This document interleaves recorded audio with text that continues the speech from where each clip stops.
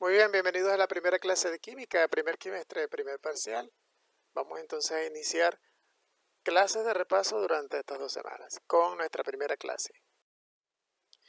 ¿Qué es la química y para qué sirve la química?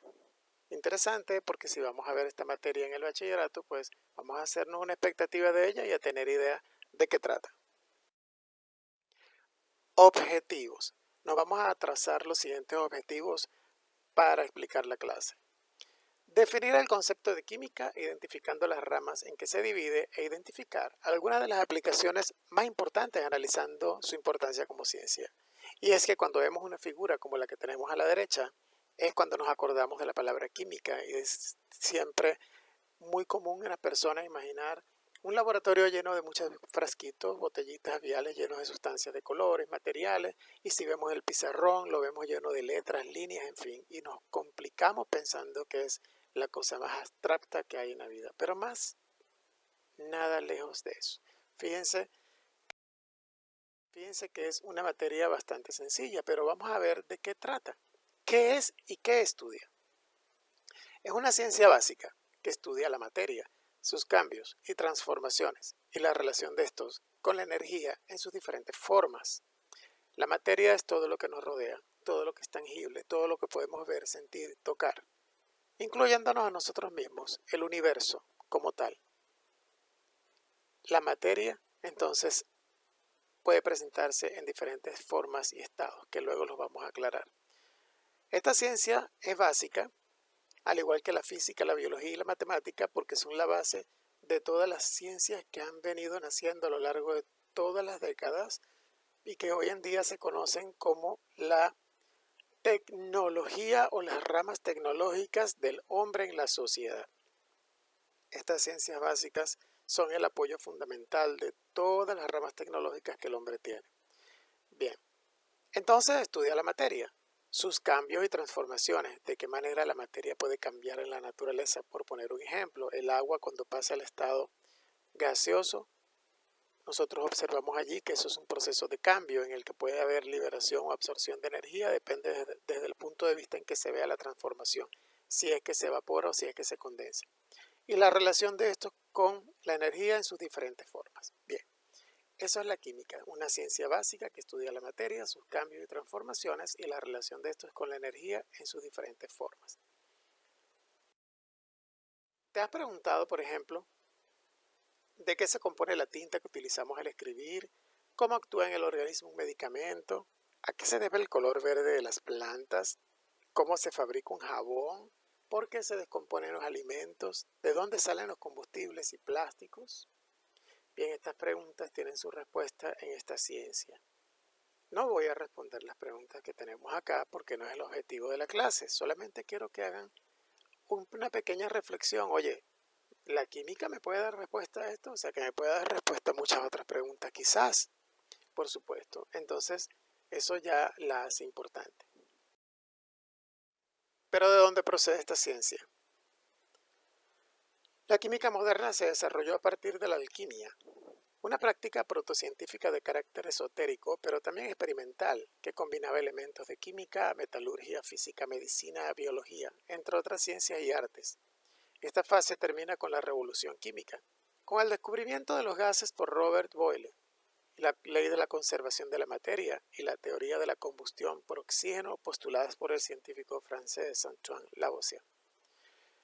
Cuando hablamos de carácter esotérico en este párrafo nos referimos a que durante muchos siglos atrás, muchos de los fenómenos físico-químicos, lumínicos y de cualquier otro tipo que experimentaba la materia en sus cambios, el hombre no era capaz de asociarlo con estructuras atómicas, no era capaz de asociarlo con pequeñas partículas, no era capaz de asociarlo con una explicación científica porque no tenía todavía esa preparación ni habían aparecido los primeros indicios que dieran a pensar que la materia podía estar constituida por partículas indivisibles.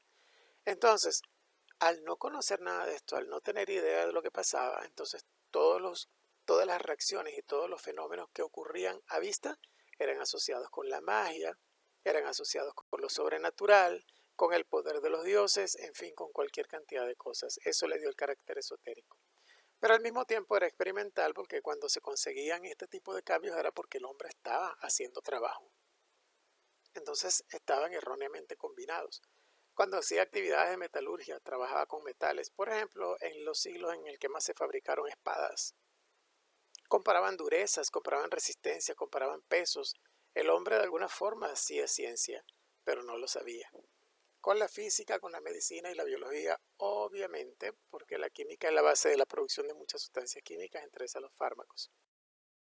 Pero bueno, existen derivaciones o ramas de esta ciencia. Claro, la ciencia pasó a ser una ciencia moderna y se le dio el nombre de química y esta a su vez empezó a dividirse en química inorgánica, orgánica, analítica, bioquímica y físico-química, que a su vez se dividía en electroquímica, termoquímica y cinética química. Ustedes dirán, ¿y todas aparecieron al mismo tiempo? No.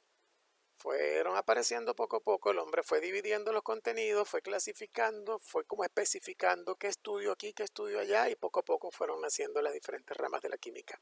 Veamos. La química inorgánica se encarga del estudio de compuestos orgánicos tales como minerales y otros como sales orgánicas. Mientras que la química orgánica estudia los compuestos constituidos esencialmente del carbono, hidrocarburos y sus derivados. Similitud entre estas ciencias, sí, una, son ciencias aplicadas. Aplicadas significa que son ciencias que estudian los fundamentos de estos compuestos, sus interacciones y reacciones y propiedades. ¿Y por qué se dividieron? Porque el hombre se dio cuenta que había más compuestos con carbono que compuestos inorgánicos y prefirió hacer el estudio aparte porque evidentemente comenzaban a aparecer reacciones diferentes. Pero hoy en día la tendencia es estudiarlas juntas, porque al final las propiedades físico-químicas siguen siendo las mismas y se pueden estudiar de forma paralela. Sin embargo, esto es una división que está tendiendo a unirse, pero pasarán años para que esto ocurra. Hoy en día se sabe que ya en diferentes instituciones y colegios no existe esta división. Cuando se estudia química, se estudian las dos al mismo tiempo. Probablemente eso en un tiempo futuro ocurra también aquí, en los colegios de bachillerato y universidades. La química analítica estudia la composición de materiales y muestras mediante diferentes métodos. Es una rama de la química que se encarga del estudio y creación de nuevas formas de analizar la materia, su estructura, contenidos y propiedades a través de los porcentajes de contenido. Entonces, es una ciencia también aplicada, pero es específica en cuanto a este tipo de análisis. No es competencia en el bachillerato. Físico-química. Estudia los procesos que tienen que ver con la rapidez de transformación de los compuestos, el calor implicado, fenómenos eléctricos, entre otros. Es una rama de la química bien interesante, de la química aplicada, que estudia muchas cosas por separado. Una es la electroquímica, que estudia los fenómenos eléctricos asociados a los procesos y cambios de transformación en la materia. De hecho, es la ciencia por medio de la cual se estudian y se diseñan sistemas de producción de electricidad como las pilas, las clásicas, las pilas galvánicas, como la que estoy mostrando en esta figura ahorita. Energía, electricidad, que son movimientos de electrones debido a diferencias de propiedades entre los compuestos. La termoquímica, que estudia los procesos de liberación, absorción y retención de energía durante las reacciones químicas y los procesos físicos que no son reacciones químicas. Por ejemplo, los procesos de cambio de estado de agregación de la materia. Y la cinética química, que estudia las velocidades de reacción. Las velocidades de reacción de los componentes quiere decir a qué velocidad los componentes reaccionan para descomponerse, formarse, agruparse, etc. Es todo un mundo diferente. Y la bioquímica, que estudia los compuestos que forman parte de la naturaleza de los seres vivos. Por ejemplo, las biomoléculas, como el ADN, que ahí vemos una pequeña molécula de ADN con un tubito de ensayo, donde está el contenido genético de los humanos. ¿Está relacionada con otras ciencias?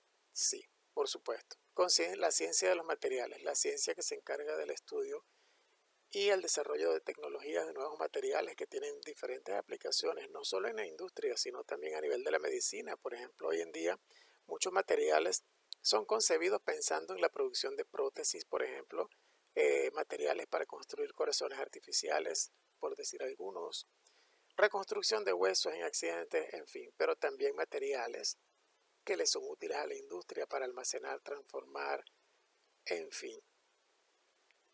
Uno de estos casos es la producción de los polímeros, que son sustancias especiales, que son la base de muchas de estas nuevas tecnologías.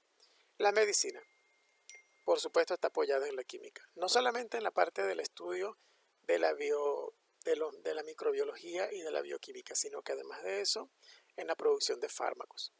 Biotecnología es la rama de la tecnología que utiliza los procesos biológicos para el servicio de los seres humanos. Por ejemplo, la bioremediación de suelos, que es la descontaminación de suelos utilizando plantas. La fitorremediación es una rama de estas, ¿ya? La descontaminación de agua utilizando, por ejemplo, algunos tipos de bacterias y plantas también, entre tantas otras cosas. La agronomía se sirve de la química porque las grandes producciones y plantaciones utilizan químicos para mantener y sostener las cosechas, fertilizantes, pesticidas, en fin. Por supuesto que no siempre son buenos, pero el hombre ha tenido provecho de esto. Ingeniería y sus aplicaciones. Bueno, la química, de hecho, hay una rama de la ingeniería que se llama ingeniería química, que es muy amplia porque estudia no solamente los procesos de producción de compuestos específicos que el hombre le da mayor valor agregado, como por ejemplo la producción de plásticos, cemento, cal, sino también en la producción, exploración y refinación de gases y petróleo, a partir de los cuales la industria petroquímica de los países más desarrollados también ha tenido un amplio desarrollo. Todo esto está sostenido en la química. La geología, que estudia la parte que estudia los suelos desde el punto de vista del análisis de qué puede el hombre aprovechar de él, por ejemplo, donde están los yacimientos del petróleo y gas. Y todo esto está asociado a estudio de procesos químicos. Ramas de ingeniería diferentes, pero que tienen que ver con la química, como por ejemplo la ingeniería de petróleo, la ingeniería de suelos, la geología, la geofísica, en fin. Y las ciencias ambientales, que son las que están asociadas, por ejemplo, a la producción de energía diferente a la energía fósil, energía renovable, energía verde, energía que mantiene el planeta, como por ejemplo la energía eólica que viene del viento, la hídrica que viene del agua, en fin. Y también estudia la parte de la contaminación y las formas de protección del medio ambiente, habiendo desarrollado una química que se llama química ambiental, que es la que estudia específicamente estos procesos. Entonces, ¿en qué radica su importancia? Bueno, en que ha dado paso a la aparición de ciencias conexas, todas las que hemos nombrado anteriormente, que han contribuido a lo largo del tiempo al desarrollo tecnológico, económico, social y medioambiental, hoy en día en el marco de la sustentabilidad de toda la sociedad mundial, aprovechando los recursos naturales de los que dispone cada región. En el marco de la sustentabilidad tiene que ver con el hecho de que el hombre, en sus nuevas tendencias tecnológicas y de sostenimiento en las últimas décadas, se ha dado cuenta de la importancia de mantener el ambiente para las nuevas generaciones, por lo que el uso de los recursos naturales, tanto renovables como no renovables, debe ser de una forma discriminada, de una forma racional, no solamente para garantizar el futuro de las nuevas generaciones, sino también para mantener un ambiente sano, limpio y libre de contaminantes. Todo esto hace que tengamos un medio autosostenible de desarrollo, lo que puede ampliar la esperanza de vida de las sociedades en el futuro. Gracias por su atención en esta clase. Procederemos con preguntas a hacer retroalimentación. Muchas gracias.